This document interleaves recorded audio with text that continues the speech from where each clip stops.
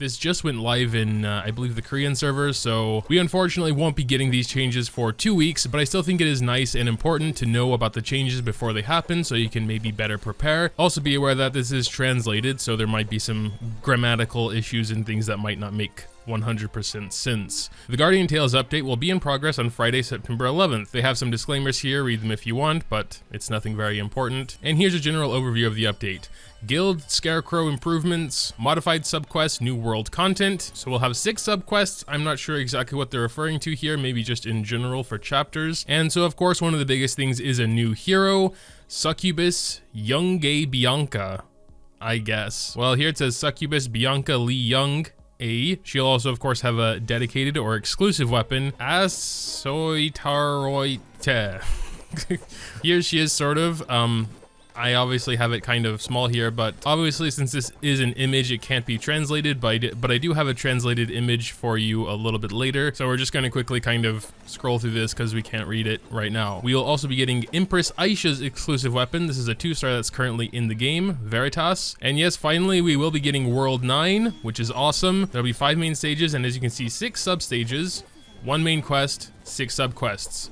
Or I believe it was the sub-quest they changed. Doesn't matter. Always love me some new chapters. Hero and equipment maximum level expansion. Oh no.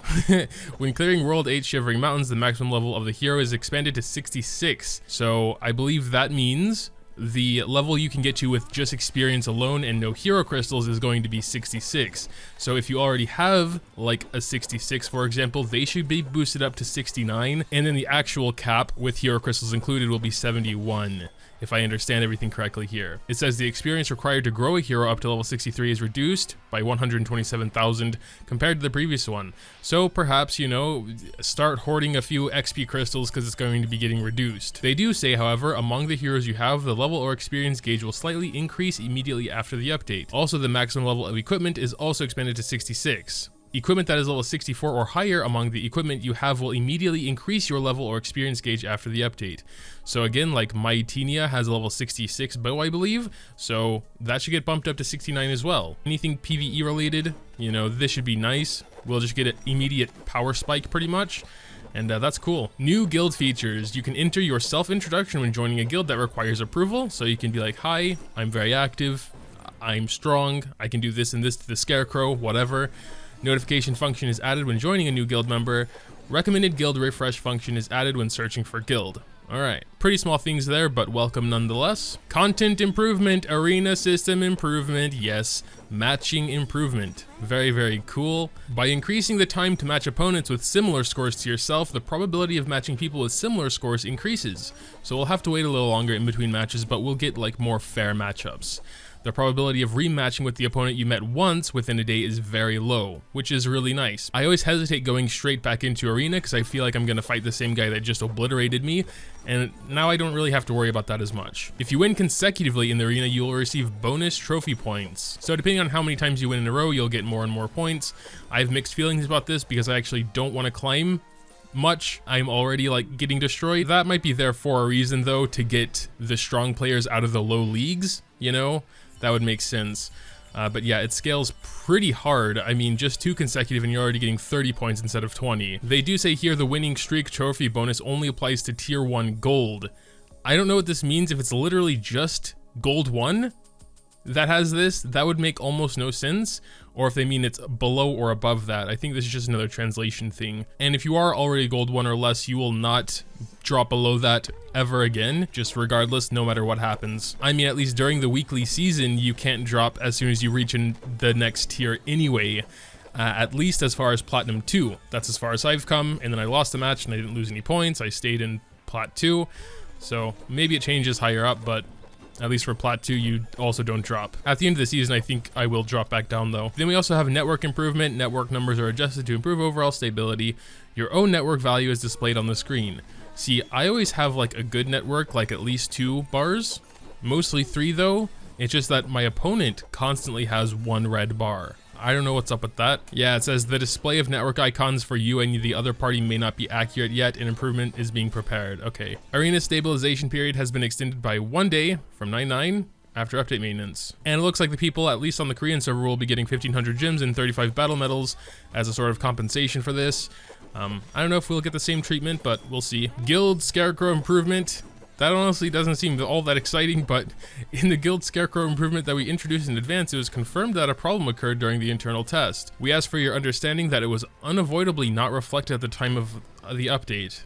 I'm not sure exactly what issue they're talking about, to be perfectly honest. I personally didn't notice any issues. I don't do the Scarecrow all that often though. But yeah, there's that. The Scarecrow is getting fixed. There must have been some kind of bug or exploit that made it so where people can get insane scores, because it also says here after the update, the Scarecrow ranking will be reset.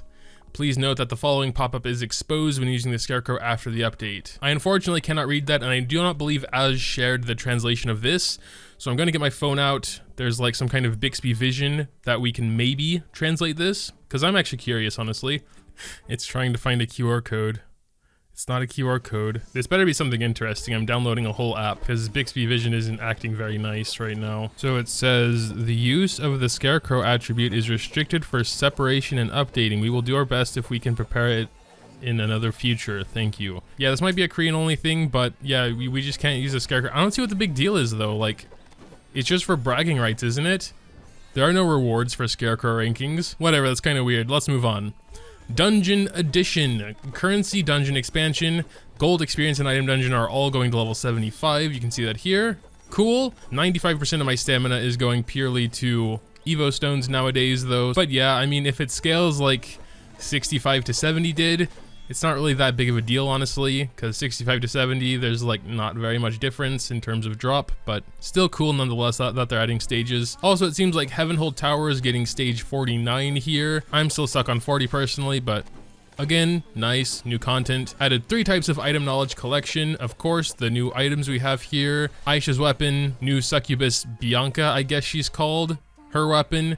And of course the new costume. Yeah, we're gonna go over those costumes in a bit, but we also have convenience improvement. A confirmation pop-up is added when you touch the immediately complete button while upgrading a building and floating castle. I could have sworn this was already here already. I mean, I don't know who in their right mind would insta-complete a Heavenhold building, but okay. You can touch and hold, I guess they mean equipment here. You can see the information of the equipment. Indeed, touch and hold. You can see all of its stats, very nice. World clear missions for new users are added.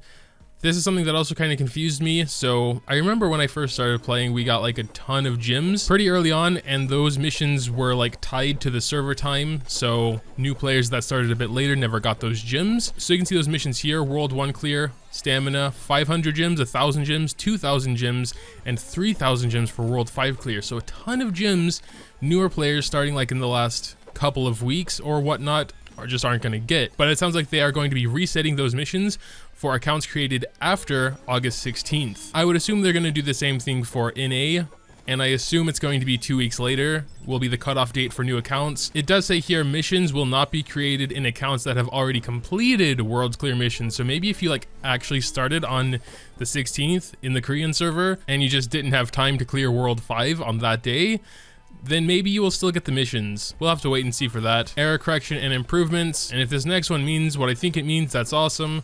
An issue where the heroes intermittently pierce the railing while rushing has been fixed. I'm gonna go out on a limb and say this is the issue where they're getting stuck in walls, especially AI, when they're dashing. Improvements have been made so that the number of entries is deducted only when clearing the awakening. Oh, that's nice.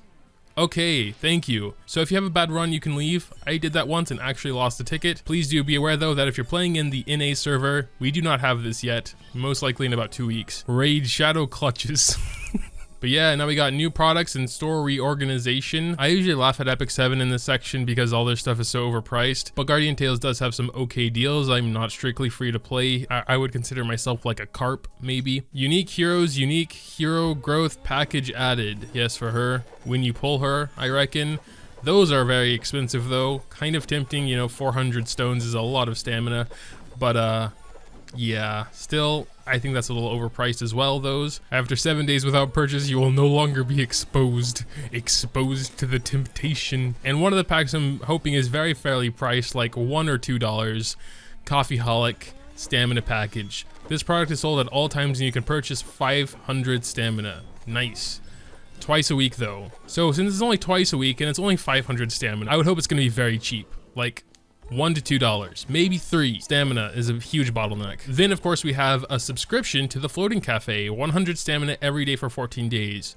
So, you know, we're gonna have to compare, see if 500 stamina at once is better than 1400 stamina over 14 days. Store items will be reorganized. The Advanced Evolution Stone Box of Good and Evil and the Advanced Evolution Stone Box of Elements are sold instead of the Advanced Evolution Stone Box.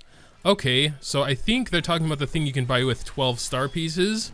Perhaps now you can choose between a light, dark, and basic box or a fire, water, and earth box. I wish they would have had that earlier because I do not have star pieces anymore. And then of course we will have the new event with the new hero and her weapon, of course. Maybe we can get Aisha's weapon there. That would be cool. A new guardian pass, maybe it'll be in there instead. No hero will be Elvira's exclusive weapon, Troublemaker. And then finally we have a bunch of new costumes. They're all just like super cute. And here are the bottom 8 here. Yeah, quite nice. Oh wow, one of the comments says, yesterday I didn't have that confirmation button. Flew 2300 diamonds, I guess you mean like wasted them. It's a very basic confirmation button. How did they not have that already? I thought Korea was ahead. Maybe some of those quality of life things were just from the get-go with NA. And yeah, here's the translated information about the new hero. So we can see, starting with party, crit chance, 27%. That is absolutely insane. 5% shield increase on battle start, skill attack plus 6%. She uses a two-handed sword, yet she is ranged. She will inflict ranged damage with ice swords. Her chain skill will inflict ranged damage with 150% of DPS and increase her own defense by 50% for 10 seconds. And her 5-star ability is that when she gets hit by enemies, her attack increases by 30% for 3 seconds and the enemy's attack decreases by 30%. And this has a 6-second cooltime. It kind of sounds right now that she is like a ranged Marina, maybe a little bit more DPS, but her chain skill is pretty weak besides the 50% defense buff for 10 seconds. And then her 5-star skill seems weak against certain characters like Bari, who don't attack very often anyway. So it's like her first attack is going to hurt a lot, and then like by the time she charges up a second one, that could be like 3 seconds already, and she could just like not charge the bullet for a second and keep running away. And then, you know, it's 3 seconds. 3 seconds is not a lot of time. I guess at least with Bari's skill though, the second and third shots will be much weaker. I mean, and she is water and Bari is incredibly popular, so it's worth kind of talking about them fighting 1v1. But yeah, it's pretty hard to say anything about her just looking at this. You know, I haven't even seen any gameplay or anything. And then here we have the translated description of her exclusive weapon. It says, increases the attack speed and range of Ice Cutter and restores your health by 10% of the damage dealt by Ice Cutter. Wow, okay, so a bit of lifesteal there as well. That sounds pretty interesting. And then Aisha's exclusive weapon doubles the party member's critical hit chance for 3 seconds on critical strike. Wow. Sadly though, it does only activate once every 8 seconds, so you can't just go around with 100% crit chance, unfortunately.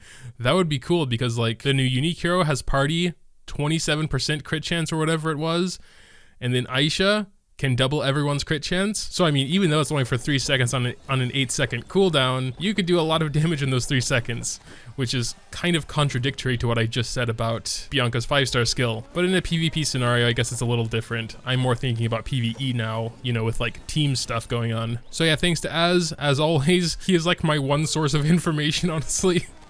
For providing the details. Make sure to tell me what you think though in the comments down below. Dropping a like on this video if you did happen to enjoy is always greatly appreciated as well. Thanks as always for watching, and until next time.